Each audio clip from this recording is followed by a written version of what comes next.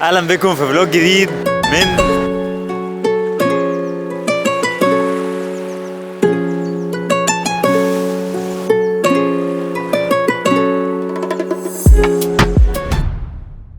يلا بينا نوريكم اسكندريه. واول حاجه هنعملها ان احنا هنروح نفطر واوريكم الشباب اللي معايا. ايوه يا ريس انا اهو.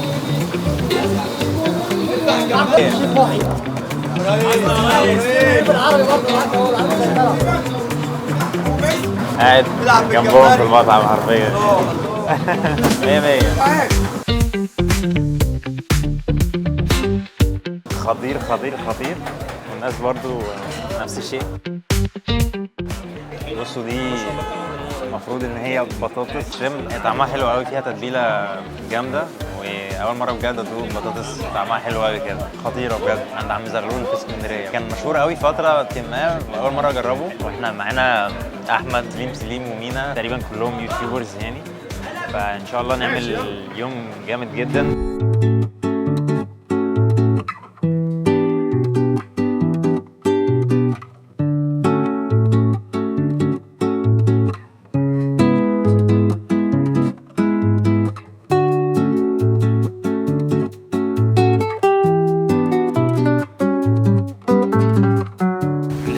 في اسكندريه هي البحر، حرفيا لما بتيجي عند البحر بتشم ريحه يود. عارفين ريحه البحر؟ يعني ريحه البحر هنا بتبقى مش موجوده في اي حته في مصر عامه يعني. تعالوا اعرفكم شويه على الشباب اللي قاعده معايا. اول حد معانا هنا هو احمد، بجد بيعمل حاجات جامده جدا ليا وليه، وبجد بنحاول نعمل حاجات ان شاء الله في حاجات جامده جدا جدا جدا هتنزل قريب.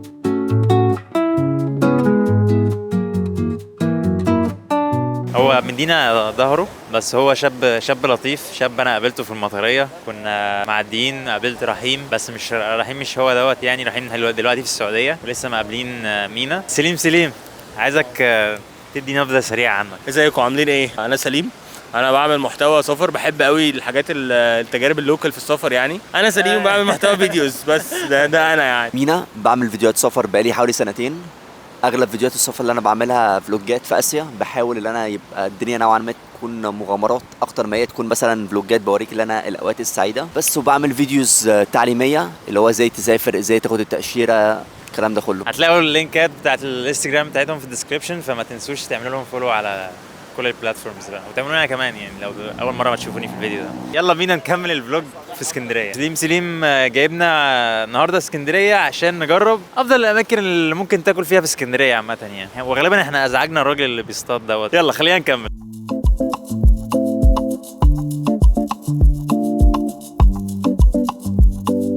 تقريبا من احسن الحاجات اللي انت ممكن تعملها في اسكندريه هو انك تلمس البحر.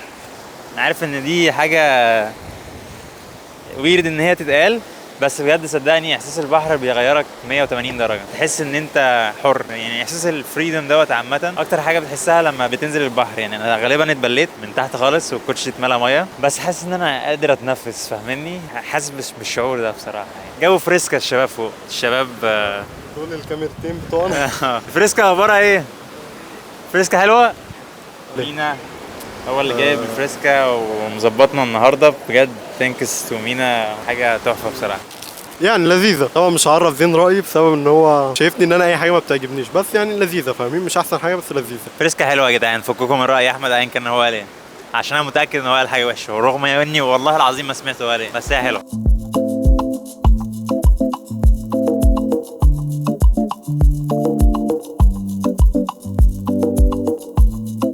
احنا حاليا رحنا قلعه قايتباي، بس مش هنخش نتفرج عليها من بره يعني. انا دخلتها قبل كده، ما فيهاش يعني حاجات تعرف تقراها مثلا او تعليمات مثلا ايه اللي حصل هنا او ايه اللي حصل هنا، بس هي من ضمن القلاع اللي كانت موجوده زمان قوي قوي قوي قوي في مصر يعني، وتستحق الزياره عامه، بس المره واحده عامه يعني. فتعالوا اوريها لكم من بره بدل من جوه. المره دي المره الوحيده تقريبا اللي انا مش هخش فيها حاجه انا بتكلم عليها. وسعر التيكت 60 جنيه للمصري و200 جنيه للاجنبي، 30 جنيه للطالب و100 جنيه للطالب الاجنبي.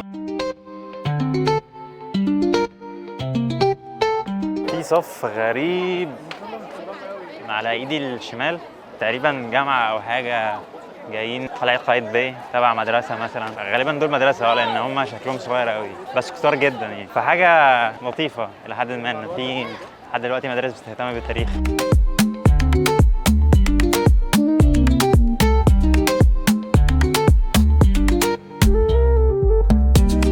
من الحاجات الجميله في اسكندريه احساس ان انت برضه بقى، يعني انا مش عارف دي تاني مره اقولها، بس بجد شكل السحاب والبحر بيديك راحه نفسيه كده وصوت البحر وعامه اسكندريه في الشتاء بتبقى حلوه. انا غيرت ولبست نص كم عشان الدنيا اتحرت شويه بصراحه، بس ستيل اسكندريه في الشتاء لسه الشتاء قادم. هاي كمل الشتاء يعني في اسكندريه لما الدنيا تشتي بقى مش تمطر عندنا ايوه هتبقى تحفه.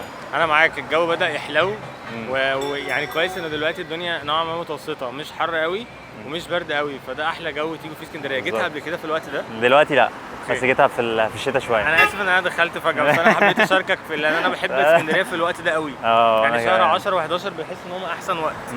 احنا في شهر 11 تقريبا دلوقتي او 1/11 افتتاح المتحف المصري. الشباب راحوا يجيبوا قهوه واحنا قاعدين قدام البحر. سوبر حاسس اللي هو بالراحه. في راجل في الدور الخامس بيبص عليا. نعم نعم نعم. بيشوف انا بعمل ايه.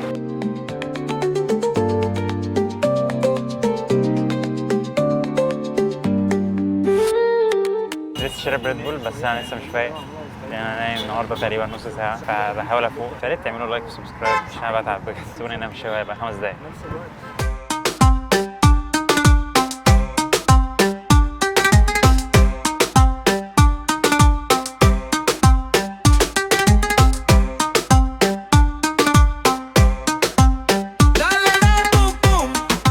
كنت نايم يا شباب، دلوقتي هكون فايق وكلي نشاط ان شاء الله. قاعد يقول انا عايز اشرب ريد بول وهفوق، وفي الاخر شرب ريد بول ونام جوه في العربيه. فانت تحب تقول ايه للجمهور؟ خد كفايتك من النوم قبل ما تسافر عشان ما تبقاش زي اشرب ميه كفايه. اسكندريه ليها تاريخ كبير وانا بصراحه ما غطيتش التاريخ دوت بشكل كافي. احنا اكيد هنرجع هنا يوما ما تاني هنصورها بشكل احسن من كده بكتير. احنا حاليا بس جاست بنغير جو، وانا خدتكم معايا في اليوم دوت عشان احنا نغير جو. اعتبروه فلوج من فلوجات زمان، فلوجات الجامعه، فلوجات لا كنت بعملها معاكم بدون يعني حاجه محدده، فاهمني؟ بحاول افك ضغط من الشغل، الدنيا تعباني شويه الفتره ديت. قلت يلا بينا اسكندريه. رحنا مع سليم مع مينا مع احمد، ناس كلهم فيلم ميكرز، ناس كلهم نفس دماغي تقريبا. حبيت افصل وحبيت اخدكم معايا نفصل سوا. الفلوج ده بالذات هتلاقوه عشوائي الى حد ما، بس في نفس الوقت هتلاقوني بحاول افصل. ما فيهوش كلام كتير يعني، ما فيهوش يعني انا مش محضر حاجه اقولها، انا بس رحت اسكندريه وخدتكم معايا ليومي يعتبر بس كده. فاتمنى بجد الفلوج ده يعجبكم واتمنى تشوفوا باقي الفلوجز التانية. يعني انا بحاول على قد ما اقدر اقدم احسن ما عندي في المحتوى عشان في يوم من الايام ارجع ابص لنفسي واشوف يعني انت بتاخدها بطريقه اللي هو ايه، حاول على قد ما تقدر وان شاء الله هتيجي. فانا مآمن بربنا ومآمن بحلمي وانت كمان مآمن بحلمك. انا قلبت بقى ايه فعايزكم تستمتعوا وانتم بتتفرجوا على الفيديو، وفي نفس الوقت انا بستمتع وانا بتمشى في اسكندريه وخروجتوا معايا والاجواء. فاعتبروا الفيديو دوت فيديو تسليه، ما اعتقدش ان انتوا تستفادوا بيه باي حاجه قوي يعني، غير ان تشوفوا اسكندريه بعيوني وقت الهوليداي بتاعتي، يوم صد رد اسكندريه مع الشباب.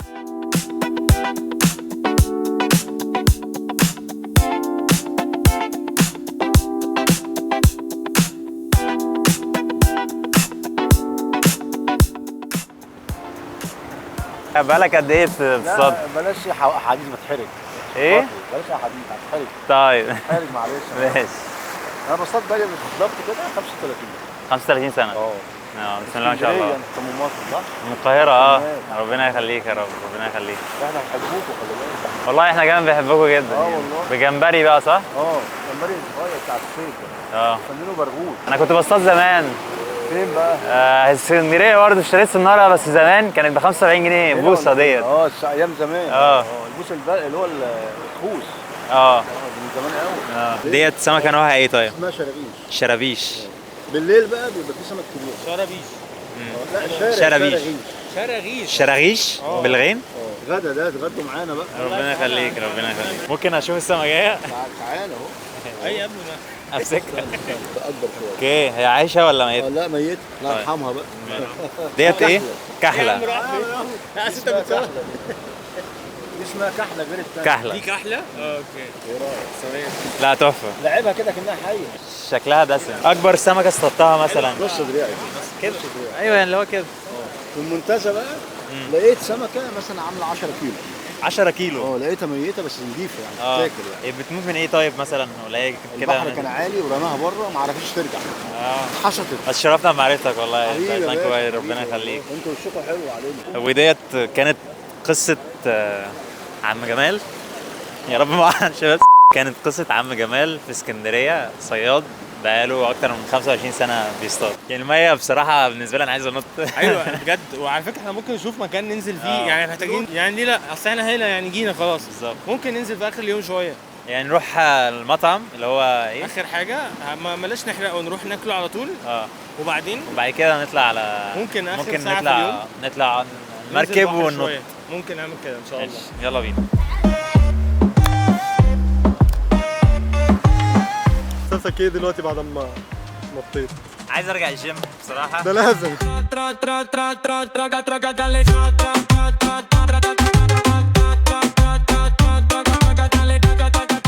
حاليا احنا في الطريق نجرب مطعم في اسكندريه، قاعدين بيوزعوا اعلام علم مصر. ما تجيب لنا علمين؟ ممكن على مين يا غالي؟ بفلوس. خلاص يلا نمشي. تمام.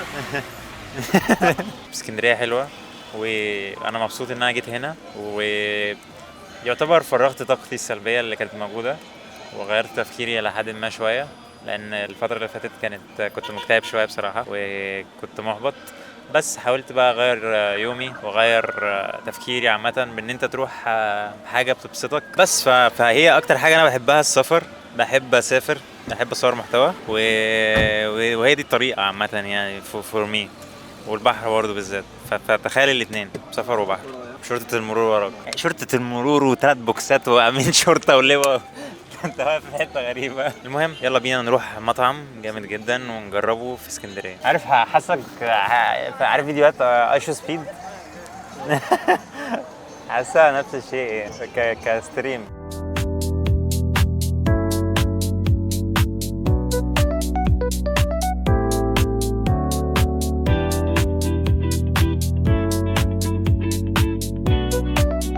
طبعا احنا جينا في حته في اسكندريه حرفيا شارع كله مليان محلات فسيخ زي فسيخ الباشا، فسيخ البرنس. ريحه الشارع كلها رنجه وفسيخ حرفيا. احنا رايحين محل اسمه بابا عبده مع سليم ومينا واحمد.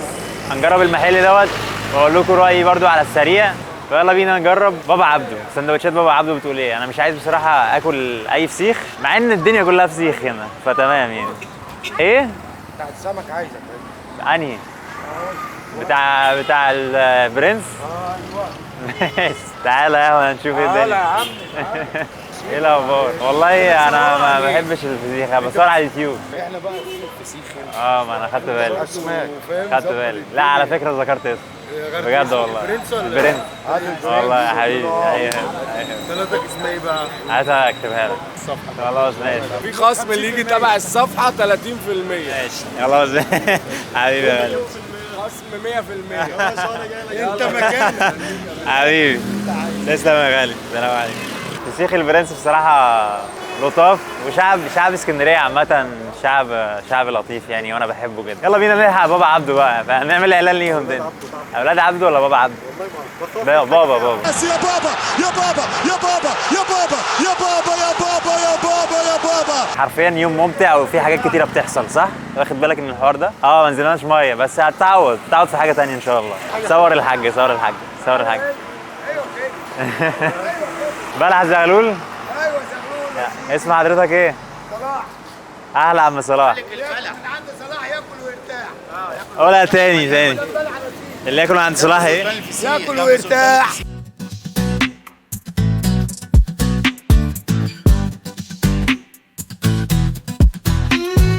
في الاخر يا شباب اصلا طلع اسمه اولاد عبده، انا كنت قاعد اقول بابا عبده بابا عبده. ارجنتيني هو بابا. طلع اولاد عبده، قال لنا التصوير ممنوع، فمش عارف بصراحه اجرب من عنده ولا لا. ممكن نجرب منه ساندوتش صح؟ يعني هو واحد كفايه، وبعد كده ناكل في اي حته ثانيه مسموح فيها التصوير، عشان الجنان دوت ما بحبوش. دوت اول حاجه جمبري، هو جمبري صغنطوط شويه. انا اجرب اول حاجه جمبري، انا جبت جمبري كابوريا سجق نوتيلا، جبت حاجات كتير قوي بصراحه، انا جعان غالبا. بسم الله. الجمبري ما عجبنيش، خلينا نركن الجمبري دلوقتي ونجرب ايه كابوريا. مش عارف دي كابوريا ازاي. انت بتاكل حاجه مش عارف يعني طعمها مش كابوريا خالص. تاكل عيش فيه هو حاجه. اخر ساندوتش معانا كان هيقع سجق. بسم الله. بجد اوحش سجق اكلته في حياتي. مش هكمله بصراحه، بس ممكن اجرب الجمبري. نيجي لايه؟ لحاجه عاديه جدا، نوتيلا وكريمه. اعتقد ان دي ايه حاجه تبقى طعمها عادي بقى، اللي هو ايه الكريمه دي جامده. لا جامده جامده. اجرب انا؟ يا عم بسم الله. ماشي بسم الله. تقريبا تاني مره اكل فسيخ في حياتي، في حياتي حرفيا.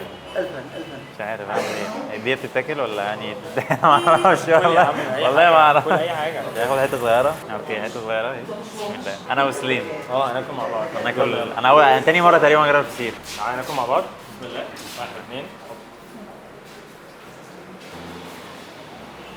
مالح شويه. انا ما بحبش الفسيخ، بس في ناس بتحبه عادي. جينا مطعم زين، وانا اسمي زين، عشان نجرب. مش هنجرب زين اكيد، هنجرب مانجا عادي. بيس يا مان بيس.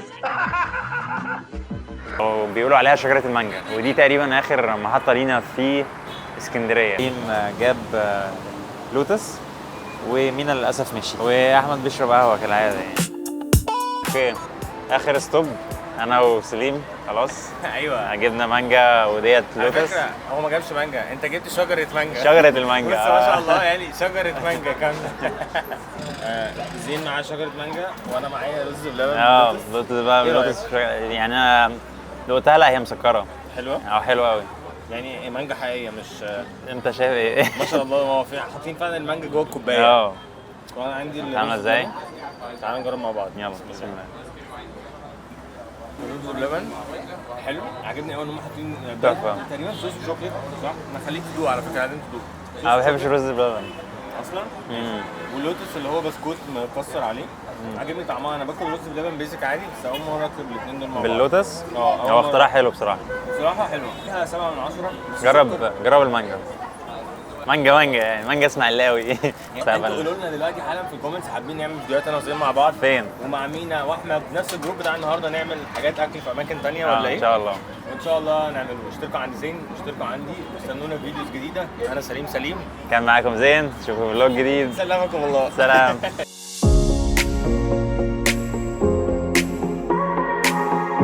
وبس كده، ده تقريبا كان نهايه الفلوج.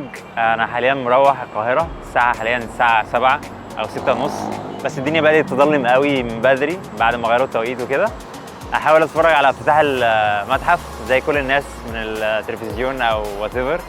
اعتقد ان دي هتبقى حاجه كويسه وجميله لصالح البلد. بس كده، لو اتبسطت معايا في الفلوج النهارده في يومي النهارده، ما تنساش تعمل لايك وشير. كان معاكم زين واحمد ومينا وسليم. اشوفكم في فلوج جديد.